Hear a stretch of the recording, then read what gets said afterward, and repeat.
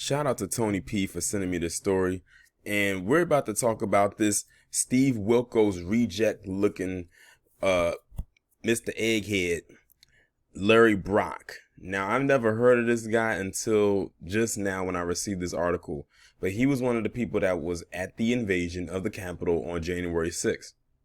He was locked up, but now he has been released from prison under conditions.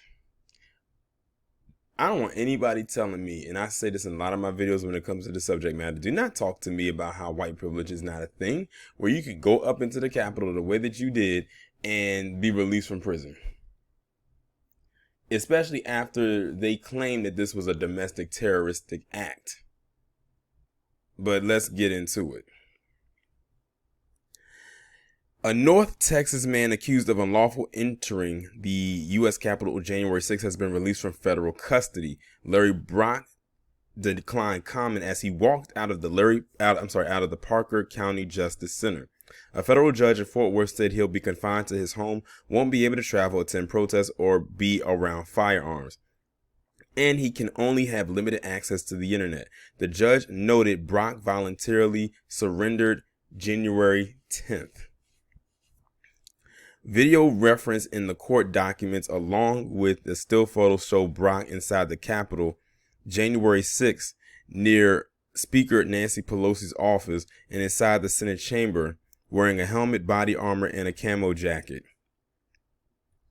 In court, the prosecutor said Brock was holding zip ties with the purpose of restraining people. More than 150 people are being prosecuted after a violent attack on the Capitol as both the House and the Senate were in the process of certifying the 2020 election. Brock is accused of entering a restricted building and violent entry or disorderly conduct. During his court hearing, an FBI agent testified investigators went through his Facebook account and found on December 24th, he posted bought body armor for Civil War that's coming. The agent said Brock made another post last month in which he mentioned a government invasion and a second Civil War. On January 1st, the agent said Brock posted Castle will be stormed on January 6th. The agent testified that on January 5th, Brock posted Stop the Steal. And on January 6th, the agent said Brock made these posts.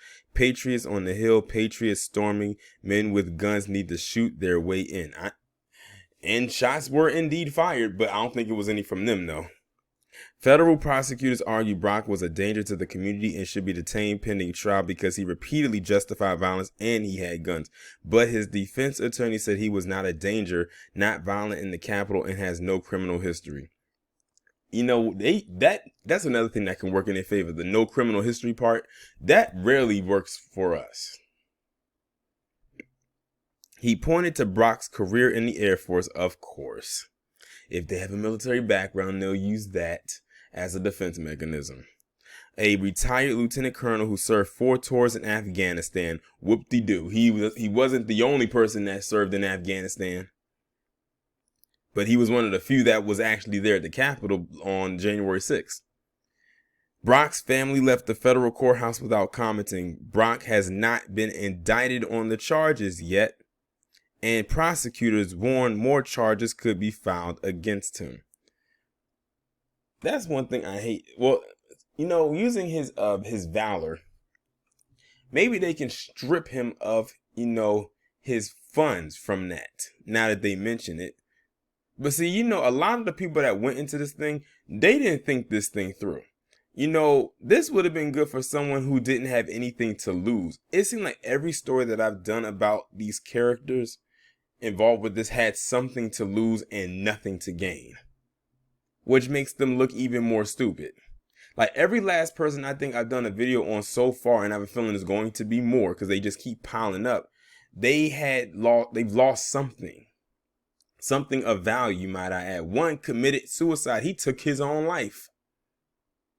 You have others losing jobs and all kinds of other things, getting banned from getting on flights. Like, you got to really ask yourself, was it worth it?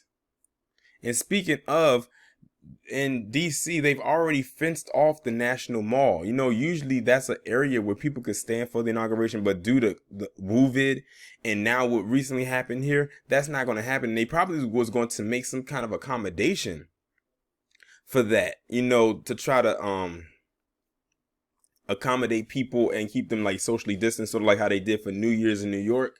But that's not even going to happen because of this. They fenced off the entire mall. No one can stand on it. And the thing is, I wonder if it's going to just be for the inauguration or if it's going to be something they're going to keep there for a while, because they're going to have to keep that thing on guard for a while. Because you can only imagine what they got in store for the next few weeks, maybe the next few months. Listen, we still in January. So it's a lot of stuff that's about to hit the fan.